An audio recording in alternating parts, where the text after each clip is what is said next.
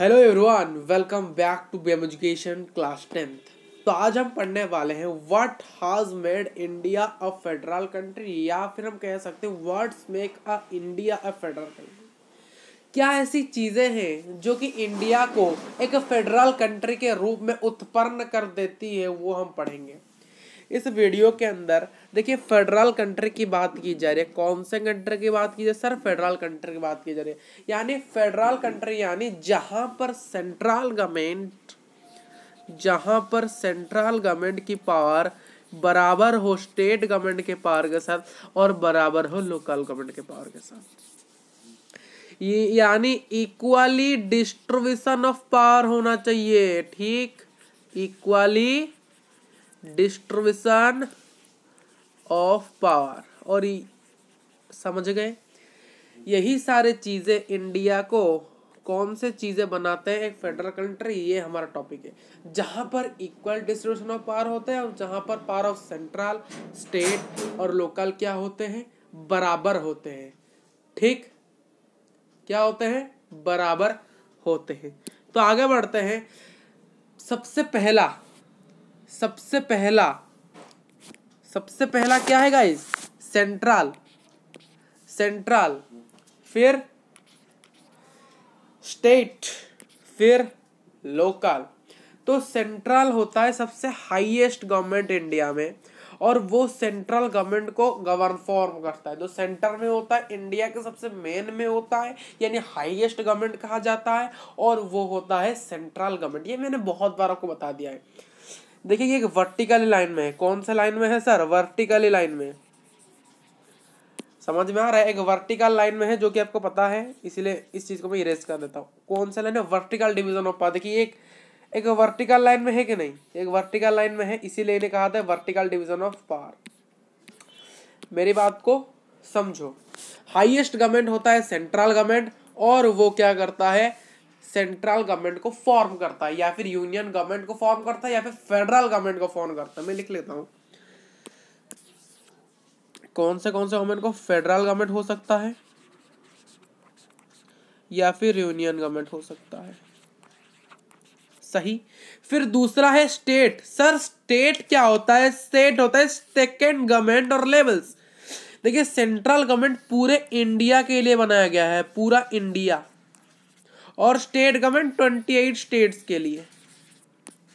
28 states के लिए मतलब हर एक राज्य में, हर एक पर्टिकुलर स्टेट में उनका एक, यानी हर स्टेट में एक स्टेट गवर्नमेंट तो होता ही है। जैसे कि पंजाब स्टेट का पंजाब गवर्नमेंट, दिल्ली का दिल्ली गवर्नमेंट, नहीं, हरियाणा का गवर्नमेंट। जो यूटीज होते हैं, जो यूनियन टेरिटोरीज होते हैं, उनको गवर्न कौन करता है? सेंट्रल। यानी यूटीज को भी गवर्न करता है सेंटर। और ये होता है स्टेट गवर्नमेंट फॉर्म करता है सेंट्रल गवर्नमेंट को। ठीक, सेंट्रल गवर्नमेंट को। फिर तीसरा क्या है? लोकल। सर, लोकल क्या होता है? लोकल लेवल, जो कि म्युनिसिपैलिटीज और पंचायत होते हैं, लोकल गवर्नमेंट फॉर्म करता है। ये कौन सा गवर्नमेंट फॉर्म करता है? लोकल गवर्नमेंट, जो कि आपके गांव में है। ठीक है, जैसे कि रामपुर सपोज एक गांव है, तो रामपुर पंचायत कहा जाएगा, रामपुर ग्राम पंचायत का एग्जाम्पल दिया जा रहा है। ऐसे तो इंडिया में बहुत सारे गांव हैं, अ लार्ज वैरायटी ऑफ गांव। हर एक डिस्ट्रिक्ट में बहुत सारे गांव होते हैं, तो इसलिए हर डिस्ट्रिक्ट का हम गांव का नाम आपको पर्टिकुलर नहीं बता सकते कहां पर। ठीक, एक और रिवाइज करते हैं। सेंट्रल गवर्नमेंट, जो कि हाईएस्ट गवर्नमेंट होता है, जो कि सेंट्रल गवर्नमेंट फॉर्म करता है, और हाईएस्ट पॉइंट जो कि पूरे इंडिया को गवर्न करता है। सही। फिर दूसरे अगर नीचे आ जाएंगे तो स्टेट गवर्नमेंट, जो कि हर राज्य के लिए होता है, हर स्टेट के लिए होता है। 28 हमारे इंडिया 28 स्टेट गवर्नमेंट्स हो गए। 28 स्टेट के लिए 28 स्टेट गवर्नमेंट्स, जो कि सेकेंड गवर्नमेंट या फिर लेवल होता है, और एक स्टेट गवर्नमेंट होता है, ये फॉर्म करता है स्टेट। और लोकल क्या होता है? लोकल लेवल या फिर लोकल गवर्नमेंट फॉर्म करता है, जो कि है म्युनिसिपैलिटीज और पंचायत। म्युनिसिपैलिटीज कहां पर होते हैं? टाउन्स में, डिस्ट्रिक्ट्स में, या फिर हमारे बड़े सिटीज में। और पंचायत कहाँ होते हैं? पंचायत होते हैं हमारे पूरे गांव में, विलेज एरियाज में, या फिर कंट्री साइड से हम कहते हैं। सही, आगे बढ़े। सबसे पहला पढ़, कॉन्स्टिट्यूशन ने डिक्लेयर किया है इंडिया को as a union of states. हमारा कॉन्स्टिट्यूशन ये डिक्लेयर करता है कि इंडिया क्या है, इंडिया एक यूनियन ऑफ स्टेट है, यानी एक समूह है राज्य का। हमारे इंडिया में कितने स्टेट है बता सकते हैं कोई? 28 स्टेट है सर। इन 28 स्टेट्स का एक पर्टिकुलर बाउंड्री है, एक उसी बाउंड्री यानी एक समूह है, और उस समूह को ही इसीलिए कहा गया है हमें यूनियन ऑफ स्टेट्स। ठीक, यूनियन ऑफ स्टेट्स। अगर यहाँ पर ये सर क्या लिखा गया ये समझ में ही नहीं आ रहा, ये क्या लिखा ये मैं बताता हूँ। ये एक्चुअली यूनियन ऑफ स्टेट्स का अर्थ क्या होता है? यूनियन ऑफ स्टेट्स का अर्थ है राज्य संबंध, या फिर राज्य संघ कहते हैं। संघ का संघ कहा जाता है, या फिर यूनियन स्टेट का अर्थ पर्टिकुलर वर्ड का, ये पर्टिकुलर वर्ड का अर्थ होता है राज्य संघ। सही, राज्य संघ कहा जाता है। यूनियन ऑफ स्टेट यानी उसी पर्टिकुलर राज्य का समूह, यानी कॉन्स्टिट्यूशन ने इंडिया को एक राज्यों का समूह बता दिया है, यानी ये पर्टिकुलर 28 स्टेट्स इसे इंडिया के ही समूह में आएंगे, और ये 28 स्टेट्स ही मिलकर इंडिया ही बनाएंगे और इंडिया ही कहलाएंगे। सही, तो इसे इसका अर्थ है राज्य संघ। तो संघ का अर्थ क्या होता है? जोड़ने, मिलन, एकता का होता है। का बाबत, राज्य यानी सरकार, चरण। तो यूनियन यानी होता है एकता, और स्टेट यानी होता है राज्य यानी सरकार चरण। यानी एक 28 देशों के 28 स्टेट्स के अंदर 28 सरकार का चयन किया जाता है, और जो कि एक एकता प्रकट करता है इंडिया के अंदर, यानी एक समूह होता है, सरकारी चरण का एक समूह, यानी यूनियन ऑफ स्टेट्स, यानी इस 28 स्टेट्स का समूह जिनमें एकता है, और एकता को बनाकर वो क्या बनता है? हिंदुस्तान बन जाता है। समझ आ गए पहला पॉइंट? सही है सर। आगे बढ़ते हैं।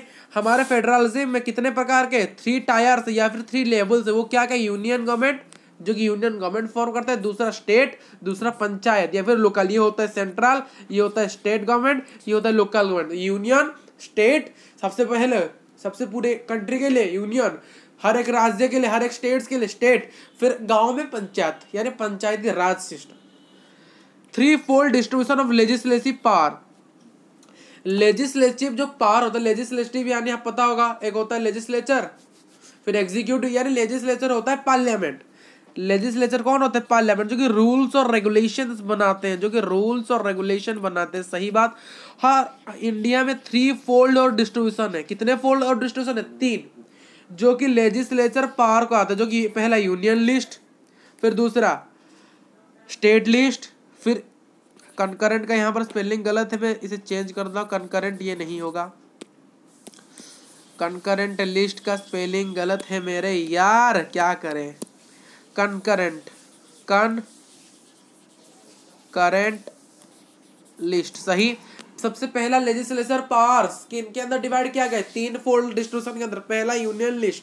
यूनियन लिस्ट यानी यूनियन लिस्ट कुछ ऐसे लिस्ट होते हैं जिससे कि सेंट्रल गवर्नमेंट क्या करता है? सेंट्रल गवर्नमेंट जिनके ऊपर ध्यान रखता है। फिर स्टेट लिस्ट जिनके ऊपर स्टेट ध्यान रखता है। कंकरेंट लिस्ट जिनके ऊपर यूनियन गवर्नमेंट और सेंट्रल गवर्नमेंट यानी यूनियन या फिर सेंट्रल गवर्नमेंट और स्टेट गवर्नमेंट दोनों मिलकर इसके ऊपर ध्यान रखते हैं। जो हमारे स्टेट्स होते हैं इंडिया के यूनियन में, सबके पास एक ही प्रकार के आइडेंटिकल पावर नहीं होते हैं, यानी every states in the Indian, इस इंडिया के समूह में जितने भी सारे राज्य हैं उन सबके पास एक समान पावर नहीं है। जैसे कि यूनियन टेरिटोरीज के पास अपना कोई पावर नहीं होता है, और उनको गवर्न करने के लिए सेंट्रल गवर्नमेंट के पास कुछ अलग पॉलिसीज और पावर होती हैं। जैसे कि दादरा एंड हवेली नगर ये यूटी है, दिल्ली में एक यूनियन टेरिटोरी है दिल्ली। सही बात, ठीक बात, समझ में आ गई। यानी स्टेट्स जितने भी हैं इंडियन की यूनियन में, इंडिया भारत के समूह में, उसके सबके पास आइडेंटिकल पावर, सबके पास एक समान, सबसे पास अपना पावर नहीं होता है, सभी के पास पावर नहीं होता। जैसे कि यूनियन टेरिटरी के पास कुछ अपना पावर नहीं होता है, और वो जैसे कि एग्जाम्पल अपने पास पावर ना होने के कारण उसको कौन गवर्न करता है? Central government. For example Dadra and हवेली नगर और दिल्ली। अगर कोई भी चेंज किया जाता है पावर शेयरिंग के अंदर, उसे कहाँ पर पास किया जाता है, लोकल या फिर पेरिफेरल। लोकल गवर्नमेंट को ही पेरिफेरल कहा जाता है, जो कि 2/3 मेजोरिटी से पार्लियामेंट होता है। यानी इसका अर्थ समझिए, इसका अर्थ यह है कि कभी भी कहीं चेंजेस होता है, मान लीजिए सेंट्रल और स्टेट या फिर लोकल, कहीं पर भी चेंज किया जाएगा, मान लीजिए चेंज कोई भी पॉलिसीज है उन्हें क्या किया जाएगा, चेंज किया जाएगा। और उसी चेंज करने के लिए वहां पर कितना मेजोरिटी चाहिए, पार्लियामेंट में 2/3। यानी ये कोई चेंज करना चाहता है, इसलिए जो भी पॉलिसी को मान लीजिए चेंज करना चाहता है तो उसके लिए इसे 2/3 मेजोरिटी चाहिए। कितना थर्ड सर, 2/3। कितना थर्ड, 2/3 मेजोरिटी चाहिए। यानी 2/3 लोग उसके लिए एग्री जब होंगे तभी इसका पॉलिसी, किसी भी का पॉलिसी, कोई भी गवर्नमेंट का पॉलिसी पार्लियामेंट में मान लिया जाएगा। सही। अगर इस केस के अंदर कोई भी डिस्प्यूट यानी कोई भी झगड़ा होता है इस डिवीजन ऑफ पावर में, इस पावर को बांटने के लिए कोई भी अगर लड़ाई या फिर डिस्प्यूट सामने आता है तो कोर्ट वहां पर कोई डिसीजन ले सकता है। तो कोर्ट को वहां पर आमंत्रित किया जाएगा, आप डिसीजन ले सकते हैं जहां पर कोई डिस्प्यूट अराइज होता है इस सत्ता को बंटवारे करने में। तो आज के वीडियो में इतना ही। Thank you for watching this video. और सारे नोट्स के लिंक कहाँ पर आपको मिल जाएंगे, डिस्क्रिप्शन बॉक्स के अंदर।